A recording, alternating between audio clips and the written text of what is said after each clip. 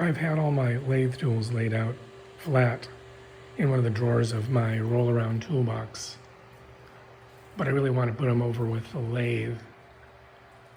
But the lathe storage compartments are kind of narrow and deep, so I made this 6 by 12 inch block, and I mounted slides on it, and added a pull handle. I mounted slides on the shelf of the lathe storage area. And now for the result.